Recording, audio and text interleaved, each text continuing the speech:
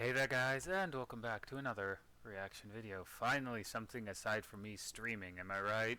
Anyway, today we will be reacting to the Giant Pig, SCP-3127. 19-year-old Jessica Lambert. Huh. Well, anyway, let's press play and see what's gonna happen. Because it's been a while, and I actually felt like an SCP, you know? Viewer discretion is advised. Anya was summoned by the O5 for a questioning regarding the last request she had submitted. She took a deep breath and stepped into the room. That can potentially not be good. She could only see the silhouettes of the council sat in front of her. Is that a dog? One of them ordered her to sit down. A brief moment of silence. Is one of the silhouettes of a dog? Seat anxiously, waiting for their questions to start. It was as if they were studying her. I heard from a member of the council that you, Dr. Anya Hood, had requested the termination of one Jessica Lambert, who was under containment. May I know why? Sir, the subject was under tremendous mental distress and physical alterations. I wonder why. It was only a humane thing to end her sufferings, but I was only an assistant to the experiments, so I couldn't make any decision. Yes, I've seen the recording. It's no different than any other subjects we performed our test on. What makes this one any different? You weren't there, but if only you could see it in her face. Her expression was full of agony and despair. Her eyes were looking at me as if she was begging me to put her to sleep. If only you could see it for yourself. A moment of silence, intermittently interrupted by sounds of flipping pages from the O5. I see the documents had undergo multiple iterations, and my time is too precious to go through each of them. Care to bring us up to speed? Starting from the beginning, Dr. Hood. Hello, everybody. I'm TheRubber. Today, we couldn't you have started with this? Oh well. Object SCP-3127. SCP-3127, also known as 19-year-old Jessica Lambert and a female pig of abnormal size forever, refers to a young woman by the name of Jessica Lambert, aged 19. At first, she was thought of possessing no anomalous physical characteristics.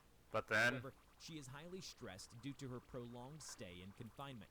Miss no Lambert shit. seemed to possess slight psychic abilities. Namely, anyone she touched took on her current emotional state for nearly 30 minutes against their will. SCP-3127 was not allowed to physically touch personnel or any living thing outside of testing. Dang. Miss Lambert was first discovered when she herself called the FBI, claiming that she had psychic powers. Foundation agents within the FBI took this seriously and confirmed her outlandish claims to be true. Her family and the FBI agents who heard of her call were amnestized, and the Foundation faked her death as a cover-up. Numerous tests items were undertaken with Miss Lambert touching them. Oddly enough, every anomaly she touched had no reaction to her whatsoever. A year after Miss Lambert was confined, she reported to researchers that she was feeling sick. The fact that she touched the indestructible reptile and lived is quite a feat. Especially since she touched its head while in front of it.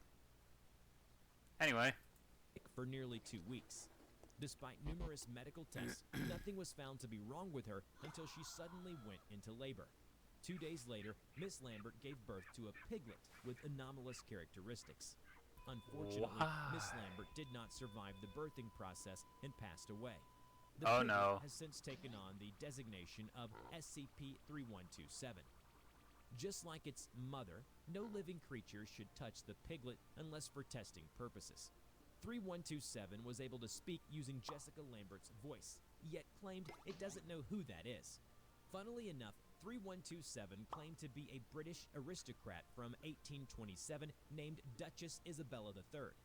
After the Foundation looked into it, no individual bearing that name could be found, leading researchers to believe that 3127 is delusional.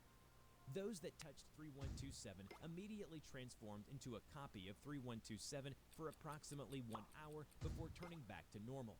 All victims said they have no memory of the experience.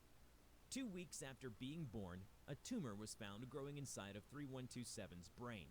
The tumor grew at an accelerated rate, causing it to burst out of 3127's skull. The piglet was killed instantly. The tumor was then... Anya paused for a moment. The council noticed the fearful expression on her face, but they didn't care. Go on. The tumor was then allowed to grow, and within 24 hours, it had transformed into the humanoid form of Jessica Lambert. At this point, SCP-3127 had now taken on the form of the original Jessica Lambert, yet has no memory of her original life.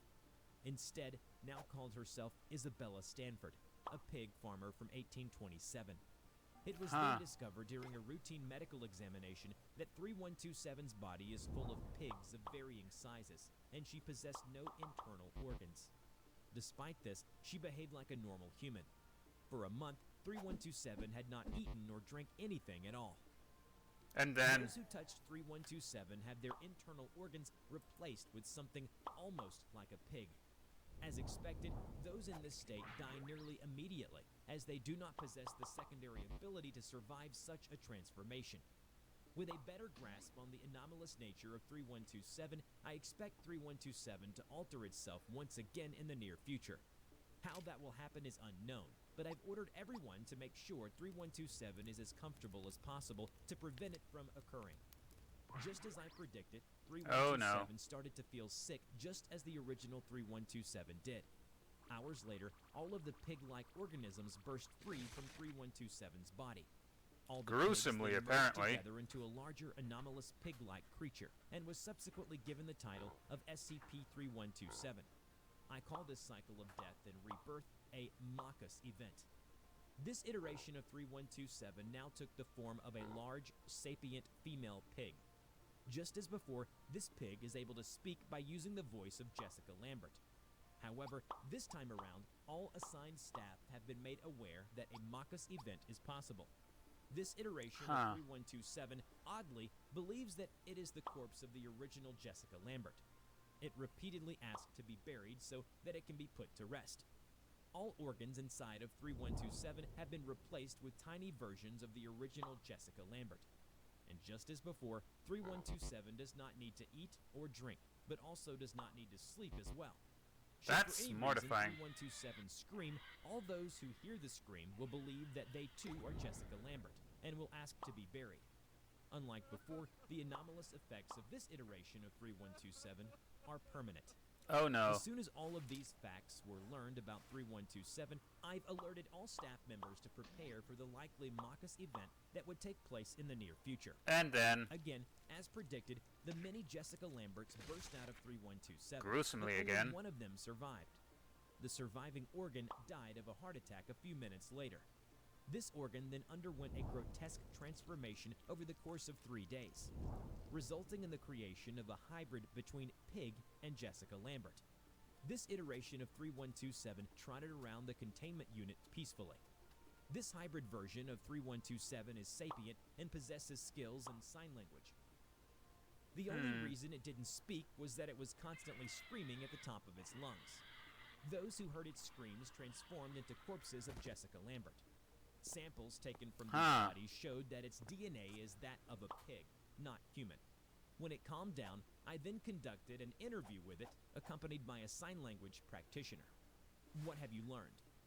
After interviewing 3127, That it likes she giving has the finger. expressed extreme discomfort at her predicament, claiming that ever since her original death, she has been in a never-ending nightmare, trapped in the back of her mind and watching these events unfold before her, forced to die repeatedly in obscure and grotesque ways.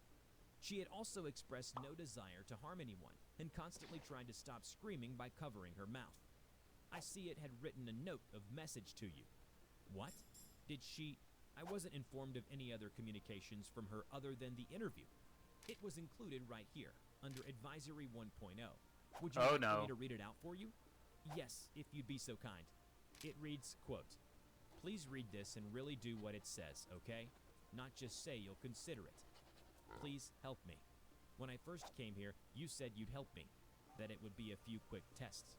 I hate you, all of you. I hated your stares, quietly watching me suffer and writing on those clipboards, so full of disgusts and indifference at the same time. I'm not sure which I hated the most. No, I'm sorry, I know what's happening to me isn't your fault. Just please do something, anything. I don't want to die anymore. The worst part of all of this is I sometimes forget I'm not a pig. Help me, end quote. Why wasn't I informed of this? Perhaps it's because of your sentimentality towards the subject, Dr. Hood. Probably. Silence hung over the room. Then Anya spoke. Permission to terminate 3127? It has suffered enough. We will transfer it to Research Installation 33. With more technological and anomalous resources, 3127 could potentially be cured, and all future Marcus events prevented. Is that clear? Yes. Understood. Upon its arrival at the facility, the place transformed into a colossal domestic pig, becoming the latest iteration of 3127. Dang. It did not move, it did not sleep, eat, or drink. By all accounts, it was very docile, except for random bouts of prolonged screaming by using Jessica Lambert's voice.